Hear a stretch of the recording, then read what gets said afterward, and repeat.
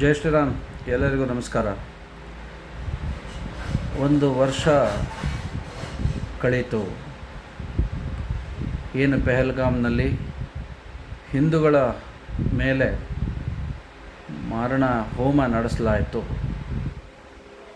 ಇದೇ ತಿಂಗಳು ಏಪ್ರಿಲ್ 22ನೇ ತಾರೀಕು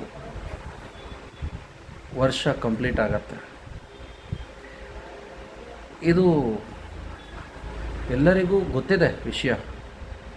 ಎಷ್ಟು ಭಯದಲ್ಲಿ ಬದುಕಬೇಕಾಗಿ ಬಂತು ಪಾಪ ಅಲ್ಲಿನ ಪ್ರವಾಸಿಗರು.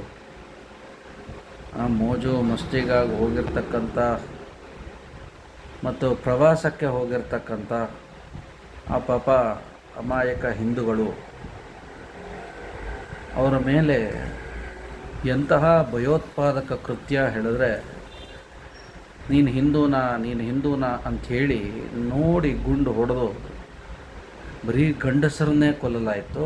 ಆ ಹೆಂಡತಿಯ ಮುಂದೆ, ಅಮ್ಮನ ಮುಂದೆ, ಅಕ್ಕ ತಂಗಿಗಳ ಮುಂದೆ ಬರೀ ಹಿಂದೂ ಗಂಡಸರನ್ನೇ ಟಾರ್ಗೆಟ್ ಮಾಡಿ, ನಿನಗೆ ಕಲ್ಮಾ ಬರುತ್ತಾ ಅಥವಾ ಪ್ಯಾಂಟ್ ಬಿಚ್ಚಿ ನೋಡಿ ಅವರನ್ನು ಅತಿ ಅಮಾನುಷವಾಗಿ ಅವರನ್ನು ಕೊಲ್ಲಲಾಯಿತು.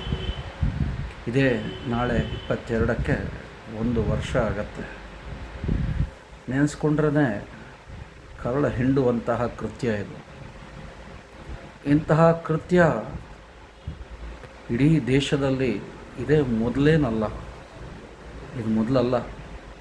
ಕಾಶ್ಮೀರಿ ಪಂಡಿತರ ಹತ್ಯೆಗಳಾಯಿತು. ಇದೆಲ್ಲ ದೇಶದಲ್ಲಿ ಇದು ಮೊದಲಲ್ಲ. ಈ ಕೃತ್ಯಗಳು ಕೇವಲ ಹಿಂದೂಗಳಿಗೆ ಭಯ ಹುಟ್ಟಿಸುವಂತಹ ಕೆಲಸ ಇದು ಆಗ್ತಾ ಇರುವಂಥದ್ದು.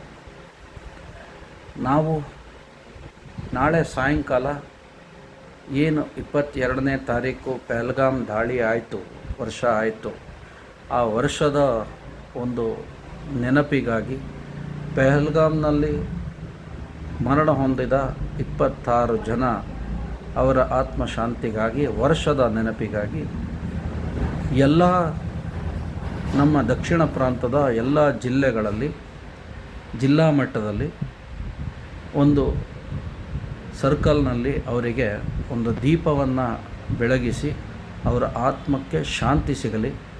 ಇದನ್ನು ಈ ವರ್ಷ ಕಂಪ್ಲೀಟ್ ಆಗಿರುವ ಈ ಹಿನ್ನೆಲೆಯಲ್ಲಿ ಪೆಹಲ್ಗಾಮ್ ದಾಳಿ ಇಲ್ಲಿ ಸತ್ತಿರ್ತಕ್ಕಂಥ ಮರಣ ಹೊಂದಿದಂತಹ ಎಲ್ಲ ಹಿಂದೂ ಜನಗಳಿಗೆ ಶಾಂತಿ ಸಿಗಲಿ ಅಂತ ಹೇಳ್ತಾ ಇದೊಂದು ಕಾರ್ಯಕ್ರಮ ಆಚರಣೆ ಮಾಡಿ ಅಂತ ಹೇಳ್ತಾರೆ. ಅದರ ಜೊತೆಯಲ್ಲಿ ನಾನು ಕೂಡ ಇಲ್ಲಿ ಆಚರಣೆ ಮಾಡ್ತೇನೆ. ನೀವು ಎಲ್ಲ ದಕ್ಷಿಣ ಪ್ರಾಂತದ ಎಲ್ಲ ಪದಾಧಿಕಾರಿಗಳು, ಜಿಲ್ಲಾ ಪದಾಧಿಕಾರಿಗಳು ಕೂಡ ಇದರಲ್ಲಿ ಭಾಗವಹಿಸಿ ಆ ಸತ್ತಿರ್ತಕ್ಕಂಥ ಎಲ್ಲ ಆತ್ಮಗಳಿಗೆ ಮುಕ್ತಿ ಸಿಗಲಿ ಅಂತ ಹೇಳ್ತಾ, ನಮ್ಮ ಹಿಂದೂಗಳು ಜಾಗೃತರಾಗಬೇಕಾದ್ರೆ ಇಂತಹ ಕೃತ್ಯಗಳು ಮುಂದೆ ಆಗಬಾರ್ದು. ಆಗದಿರೋ ಇರೋದಕ್ಕೆ ನಾವೇನು ಮುನ್ನೆಚ್ಚರಿಕೆ ತಗೊಳ್ಬೇಕು, ಇವನ್ನೆಲ್ಲ ಸಮಾಜಕ್ಕೆ ತಿಳಿಸುವಂತಹ, ಹಿಂದೂಗಳಲ್ಲಿ ಜಾಗೃತಿ ಮೂಡಿಸುವಂತಹ ಕೆಲಸಗಳು ಆಗಬೇಕಾಗಿದೆ. ಅದರ ಭಾಗವಾಗಿ ಇದು ಒಂದು ಶ್ರದ್ಧಾಂಜಲಿ ಕಾರ್ಯಕ್ರಮವೂ ಕೂಡ. ಇದನ್ನು ಮಾಡಬೇಕಾಗಿ ವಿನಂತಿಸಿಕೊಳ್ತೇನೆ. ನಮಸ್ಕಾರ. ಜೈ ಶ್ರೀರಾಮ್.